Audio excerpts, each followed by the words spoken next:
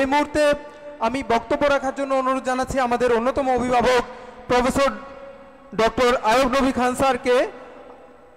Honourable pro VC BUFT Bangladesh university of fashion technology এবং honourable member textile engineers club, যার সার্বিক দিক নির্দেশনা এবং উপদেশের মাধ্যমে টেক্সটাইল ইঞ্জিনিয়ার্স ক্লাব তাদের কার্যক্রম এগিয়ে নিয়ে যাচ্ছে। স্যারকে অনুরোধ জানাচ্ছি তার মূল্যবান বক্তব্য উপস্থাপন করার জন্য।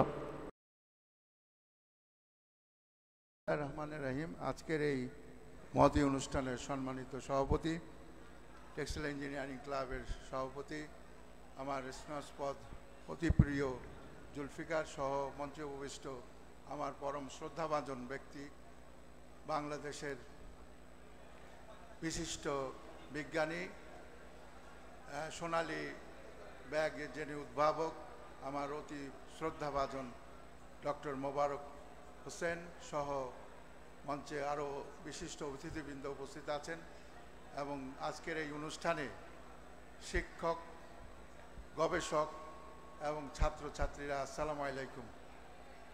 আসলে আমি কিছুক্ষণ আগে আমার আরেকটা প্রোগ্রাম আছে, দুইটি প্রোগ্রাম একসাথে হয়ে যাওয়াতে হয়তো আমার বক্তব্য কিছুটা আগে দেওয়া হয়েছে। ধন্যবাদ উপস্থাপককে, আমি একটু পরেই চলে যেতে হবে।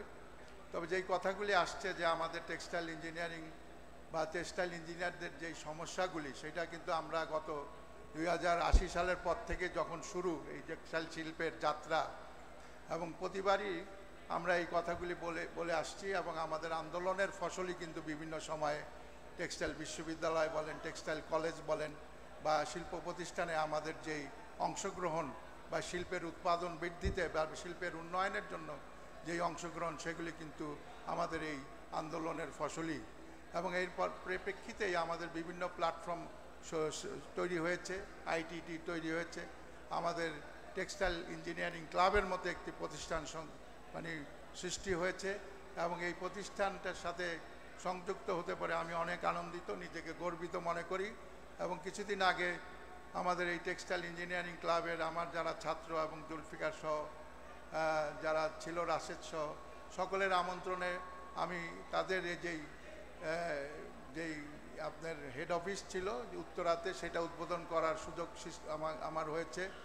আমি তাদের কার্যক্রমকে দেখেছি, অনেক সুন্দর সুন্দর কার্যক্রম করে।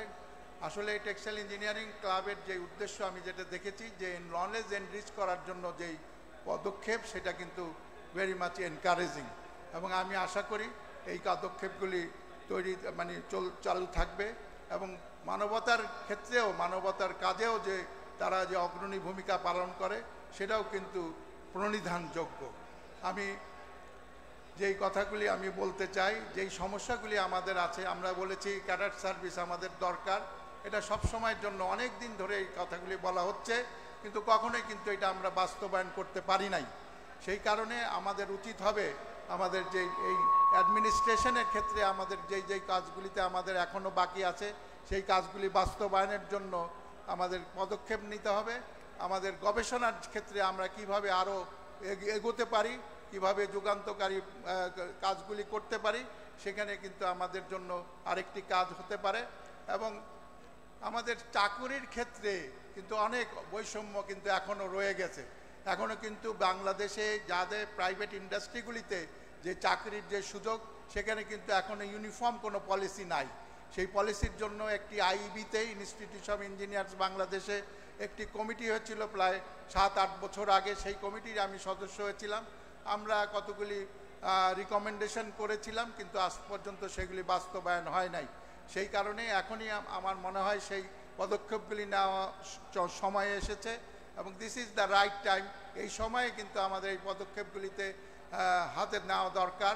3টি কাজগুলি করতে হয়, একটা যদি আমাদের এই চাকরি বিধি প্রণয়নের ক্ষেত্রে এবং আমাদের গবেষণার ক্ষেত্রে এবং আমাদের ক্যারিয়ার সার্ভিস ক্ষেত্রে, এই 3টি ক্ষেত্রে যদি আমরা টাস্ক ফোর্স করে দেই, আপনারা উদ্যোগ নেন, টেক্সটাইল ইঞ্জিনিয়ার্স ক্লাবের মাধ্যমে যদি এই টাস্ক ফোর্স করা হয় এবং সরকারের নীতি নির্ধারণের পর্যায়ে যদি এগুলি আলোচনা করা হয়, বিভিন্ন সময়ে যদি তাদের সাথে মিটিং করা হয়, উপদেষ্টা মহোদয়দের সাথে যদি এগুলি নিয়ে আলাপ আলোচনা করা হয়, নিশ্চয় আমি আশাবাদী এরকম একটি স্ট্রং ফোর্স কেন এগুলি বাস্তবায়ন করতে পারবে না। আমি আশাবাদী বাংলাদেশের এই যে টেক্সটাইল ইঞ্জিনিয়ারদের সংগঠনগুলি আছে, তাদের যেই মেধা, তাদের যেই ত্যাগ তিতিক্ষা, তাদের যেই সাংগঠনিক দক্ষতা, তার মাধ্যমে এই সমস্যাগুলি সমাধান করা নিশ্চয়ই সম্ভব হবে বলে আমি বিশ্বাস করি। এবং এই ক্ষেত্রে যদি আমাদের কোনো সহযোগিতা লাগে, আমি আমার তরফ থেকে এবং আমার বিশ্ববিদ্যালয়ের তরফ থেকে আমার সেই মানে সহযোগিতা থাকবে সবসময়। আমার অংশগ্রহণ যদি সেই কাজে অনুপ্রাণিত হয়, এই কাজকে আরও বেগবান করে, সেই জন্য আমি আমার কথা দিচ্ছি এই কাজের সাথে আমি জড়িত থাকব। আমি আর বেশি কথা বলবো না। আপনারা এই ইফতারির আগে আসলে কথা বলাটা সেরকম সমীচীন হয় না, বেশি কথা বলা যায় না। নিশ্চয়ই আগামীতে এরকম আরও অনেক প্রোগ্রাম হবে, আমি সেই ক্ষেত্রে আসার চেষ্টা করব। আরও বিস্তারিতভাবে বিভিন্ন দিক নির্দেশনা নিয়ে আমরা কথা বলতে পারবো, আপনাদের সাথে আমাদের অনেক ভিউ এক্সচেঞ্জ করতে পারবো। আশা করি আমরা একটি সুন্দর টেক্সটাইল ইঞ্জিনিয়ারদের একটি সুন্দর সমাজ গড়ে তুলতে পারবো, সাংগঠনিকভাবে দক্ষ একটি সমাজ গড়ে তুলতে পারবো, এবং দেশের মানচিত্রে এই সাংগঠনিক যে একটি ভালো পর্যায়ের একটি সংগঠন রূপে দাঁড় করায় সেই কামনা জানিয়ে আমার বক্তব্য শেষ করছি। ধন্যবাদ।